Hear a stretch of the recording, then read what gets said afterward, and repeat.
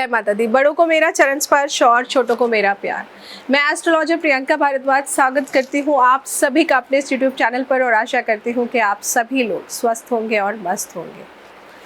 हमारे सनातन धर्म की बहुत ही अच्छी खूबसूरती ये है कि हमें कब क्या चीज़ करनी चाहिए और कब क्या चीज़ नहीं करनी चाहिए, ये हमारा सनातन धर्म बहुत अच्छे से हमें बताता है। जो लोग कहते हैं कि हम जन्म कुंडली में विश्वास नहीं रखते, हम ग्रहों के उपाय करने में विश्वास नहीं रखते, मत रखिए। लेकिन अगर आप सनातन धर्म की मान्यता भी अगर मानने लग गए ना, तो आपका जीवन तो उसी से सुधर जाएगा, संवर जाएगा, बन जाएगा।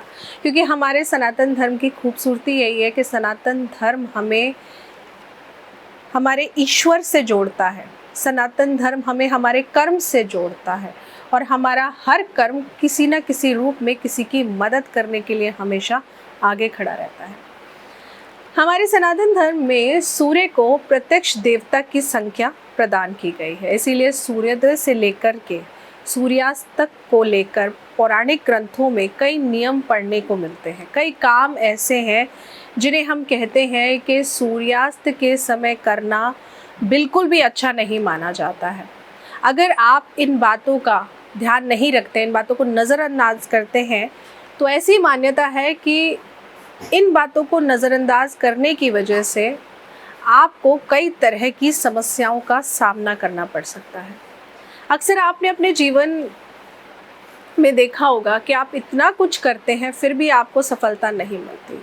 और आपने अपने घर के बड़े बुज़ुर्गों को भी ये कहते सुना होगा ना कि सूरज ढलने के बाद ये काम नहीं करना चाहिए। तो आइए बताती हूँ वो कौन कौन से काम हैं जिनको नहीं करना चाहिए, जिनको ना करने में ही भलाई है। क्योंकि आजकल की युवा पीढ़ी शायद इन बातों को नहीं मानती है, जिस वजह से शादी ज़्यादा नहीं चल पा रही हैं, जिस वजह से डिवोर्स 40 दिन में हो रहे हैं, 6 महीने में हो रहे हैं, क्योंकि लोग बहुत ज़्यादा प्रैक्टिकल हो रहे हैं। इमोशनल वैल्यूज़ ख़त्म हो रही हैं, भावनात्मक तौर पर कोई नहीं जुड़ रहा है। सोशल मीडिया, सोशल प्रोफाइल की वजह से कनेक्टिविटी सिर्फ दिखावे की रह गई है। इमोशनल कनेक्टिविटी ख़त्म होती जा रही है। तो कुछ हमारे ज्योतिष शास्त्र या मैं कहूँ हमारे शास्त्रों के अनुसार ऐसे कौन से कुछ खास नियम हैं जिनका हम सभी को ध्यान रखना चाहिए, आइए बताती हूँ आपको। शाम के समय कभी भी सोना नहीं चाहिए, यानी कि जब दो बेला मिल रही हो ना, तो ऐसे में सोना नहीं चाहिए। भले ही आपकी तबीयत अगर बहुत ख़राब है, बीमार पड़े हुए हैं, तो शाम के समय थोड़ा सा कोशिश करिए कि आप बिस्तर से उठ जाइए। अगर खड़े भी नहीं हो पा रहे तो बिस्तर पे बैठ जाइए।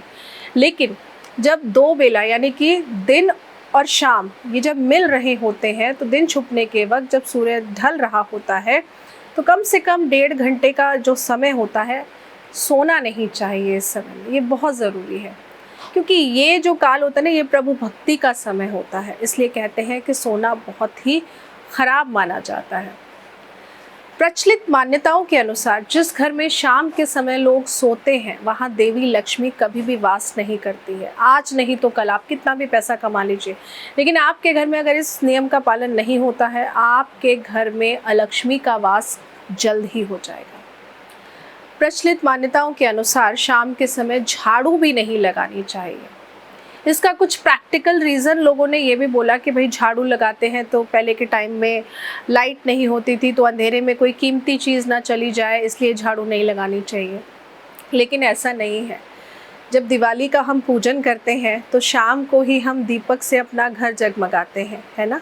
क्या किसी ने आज तक दिवाली के पूजन में क्या रात को झाड़ू लगाई? नहीं लगाई। सब शाम को बैठ के पूजन करते हैं, क्योंकि ये जो शाम का समय होता है ना, ये पूजा का होता है। ये प्रभु भक्ति में लीन होने का होता है, प्रभु से जुड़ने का समय होता है, जैसे सूर्योदय से पहले के समय को बोला जाता है। तो इस समय पूजन करना बहुत ही उत्तम माना जाता है। इसीलिए झाड़ू मत लगाइए। लेकिन बहुत ज़रूरी है, बहुत कूड़ा है तो झाड़ के कूड़ा घर के अंदर ही एक कोने में कर दीजिए, लेकिन घर से बाहर कूड़ा नहीं निकालना चाहिए। ये बहुत ज़रूरी है, क्योंकि अगर ऐसा आप करेंगे तो आप माता लक्ष्मी के आगमन को रोकते हैं। इसलिए ऐसा नहीं करना चाहिए। ऐसा करने से माता लक्ष्मी नाराज़ होती है। इसके अलावा तीसरी इम्पॉर्टेंट चीज़, सूर्यास्त के बाद माता तुलसी को जल नहीं चढ़ाना चाहिए। आप में से किसी ने मुझसे पूछा कि हमें किसी ने बोला है कि शाम के समय हम तुलसी को जल चढ़ाएं क्योंकि हमारा बुध ग्रह खराब है। तो मुझे नहीं पता आपने सुनने में गलती करी है या वाकई में जिसने आपको बताया उन्होंने गलत बताया है। शाम को माता तुलसी को या किसी भी पूजनीय वृक्ष को जल नहीं चढ़ाना चाहिए, ये आप हमेशा अपने दिमाग में रखिए।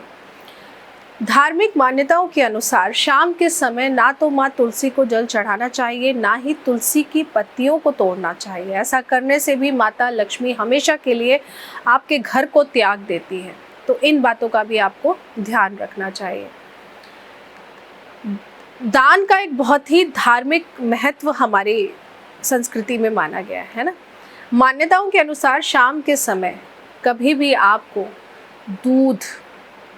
दूध से बनी चीज़ें, दही, इनका दान गलती से भी नहीं करना चाहिए क्योंकि ये आपके चंद्र ग्रह का कारक है।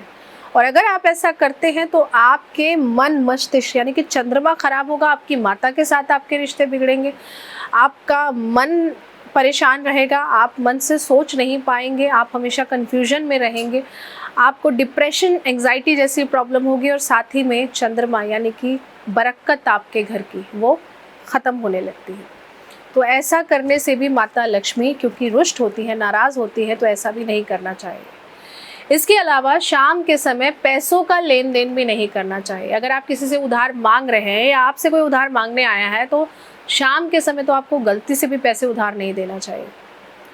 अगर आपकी जन्म कुंडली में मंगल ग्रह खराब है और हमारे ज्योतिष शास्त्र के अनुसार सूर्यास्त के बाद अगर आप पैसे देते हैं या पैसों का लेन देन करते हैं, इसलिए मैंने आपको कहा, तो ऐसा करने से आपके पैसे आपको कभी नहीं मिलेंगे और जो कर्जा लेता है वो ज़िंदगी में कर्जा नहीं चुका पाएगा।